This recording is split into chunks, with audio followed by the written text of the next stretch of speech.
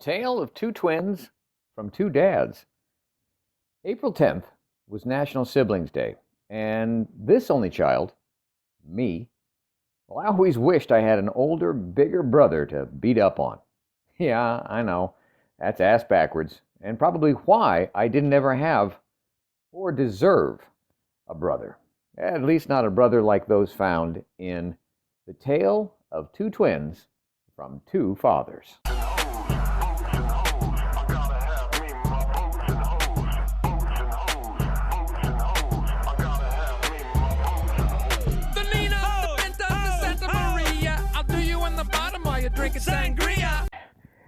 And it's time for another unbuckled, bumpy ride with your guide, the stark-raving LEAN-atic himself.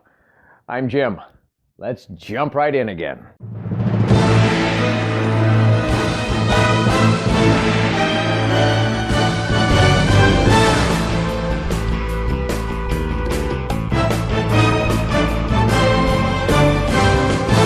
Welcome to my podcast based on my brand new book, available on Amazon, Live Life Lean, L-E-A-N. It's a year-long guide to gratitude and our daily grind.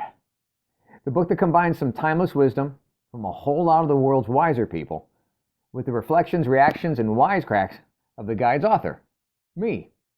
And it guides you, the reader, through the simplest system for a happy, healthy, authentic, and genuinely grateful everyday experience. I urge you to get the book. Of course I do. I wrote it.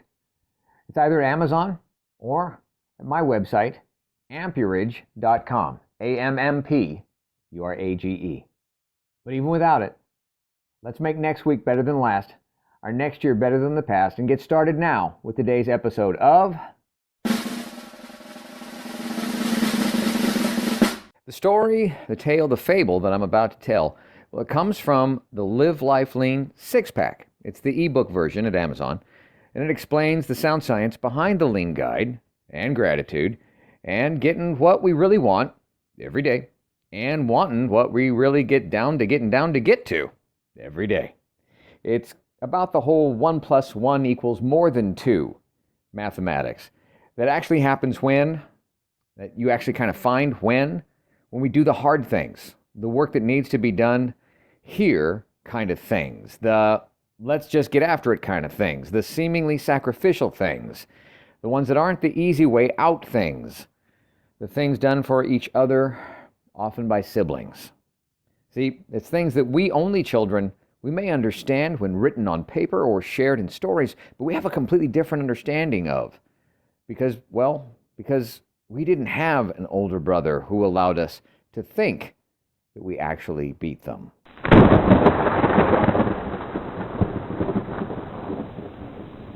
Gracia and Gratia, the tale of two twins. In the beginning, there wasn't very much. I mean, if I remember the story correctly, it was dark and kind of void. Then things got separated, earth from the heavens. Most stuff got wet, some stuff dried out. The lights in the skies got turned on. There were critters creeping, wet ones and dry ones. And then humans got imagined into existence, and that is when it all really hit the fan, as they say. In between, though, there was night, and then the next day. As I remember the story, that happened a lot. Our story doesn't start that far back. It's just a point of reference. In a time near the beginning, though, just not quite that far back, there was this ship. It was a ship of size and substance, but not so big to be beyond all reason.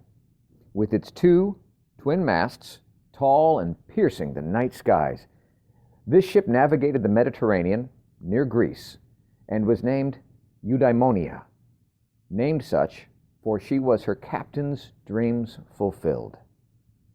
The crew of the Eudaimonia sailed by day and slept by night, with one exception, a lone watchman standing guard from starlight till sunrise. That watchman was named Elmo. The crew and captain would turn in for the night, and Elmo would check on for duty, whether that was night and until there was the next day. Elmo was lonely, but not alone.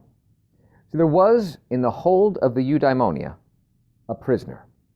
A captive with more scalp showing than silver hair, more wrinkles and scars than one man should have, but with very young eyes. The prisoner's eyes were always clear, always bright, and never shed a tear, though in captivity. This prisoner had been on the Eudaimonia since before Elmo, and he spoke every language of every sailor on board. That prisoner slept all day, then awoke each night, and it was on one such night that he told Elmo of the tale of two twins. "The story starts," began the old man, "with a woman, a warrior, and a god.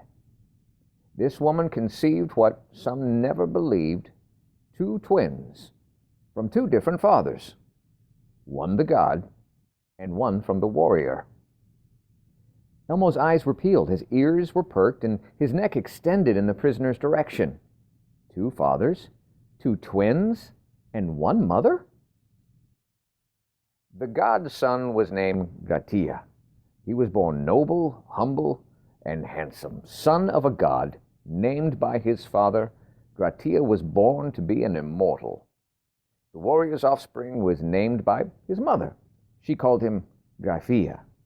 He was unique from his twin, with expressive eyes, nimble fingers, and a tendency to talk.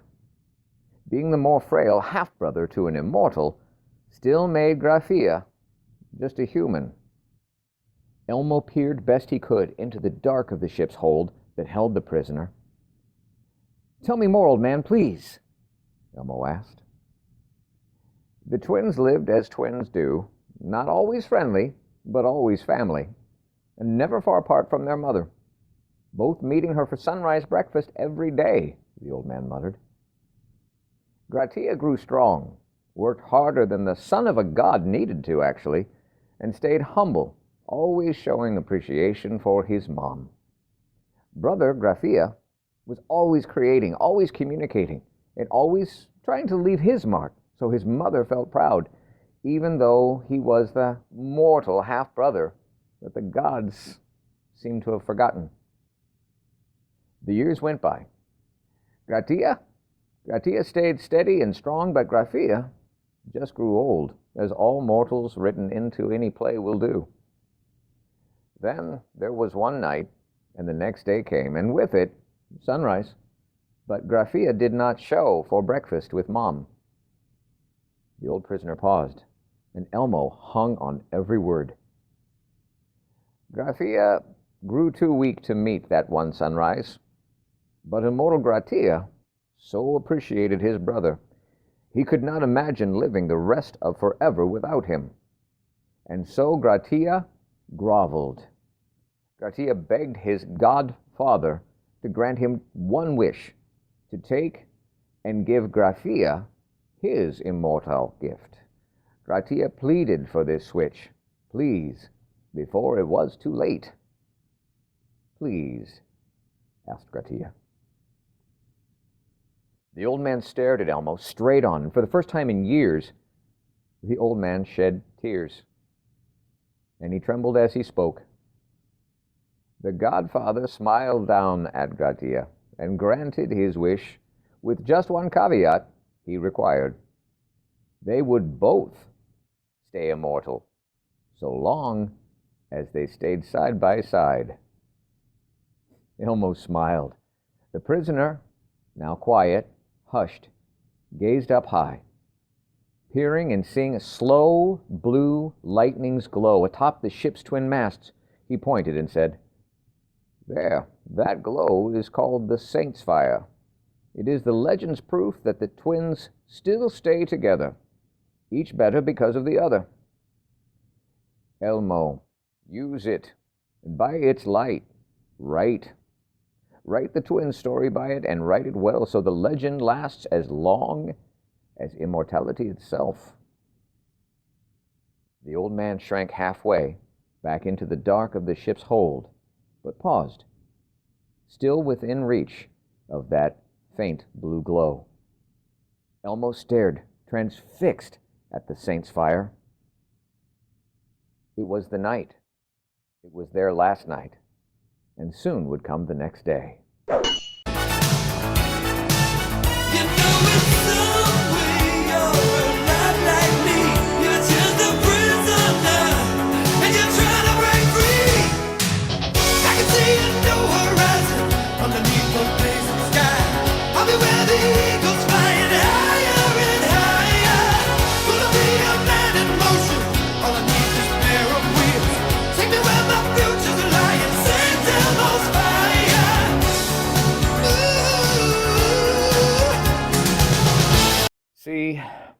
The whole reason that I created and included this story in the Lean six-pack ebook was to explain why it was an ebook and not an app. People asked, why an ebook? Why not an app?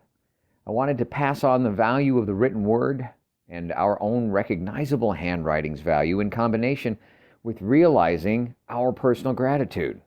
Well, that's why I chose the names I chose. That's why I chose gratia, which symbolizes the written word, and gratia, symbolizing gratitude. But when all was said and done, or actually written down and done, what the story taught me, what I felt it communicated, was how the sacrifice of doing the hard work in this world is an example of humanity that is larger than legend and can be greater than any man-made gods or symbols of them. That the love of a sibling runs deeper than tradition and can be stronger than anything that our parents ever even planned and hoped for. And that it's an honor, a gift, an awesome example to express gratitude over just having a sibling. For without one, your sacrifices, well, they may be missing something. And now, more words of wisdom to wow your socks off from the Live Life Lean Guide itself. Entry number 85. It is not so much our friends' help that actually helps us as the confident knowledge that they will help us. Epicurus. And the guide's point of view on this? Knowing that you have my back helps me push onward without waiting or needing to be shoved forward. So what do you think about this? Using the Live Life Lean system, what have you learned lately that's new? What are you working to earn that's not just only about you? Where have you added to the world that you see around you? Now be grateful for all of this. Reflect on it, respect it, and navigate somewhere next. Thank you for listening. I hope you're enjoying your copy of the Live Life Lean, LEAN guide. Enjoying it almost as much as I did creating it. And if you don't have a copy yet, go on over to amperage.com or Amazon and get started today experiencing the amazing power of knowing every day is literally yours to be grateful about. And you need never feel unfulfilled again. I'm Jim Hall. And until next time, good health, God bless. And now, go get a little dirty learning something new. Earning what's not given to you. Adding to this crazy world that we share. And navigating your way to something new and next.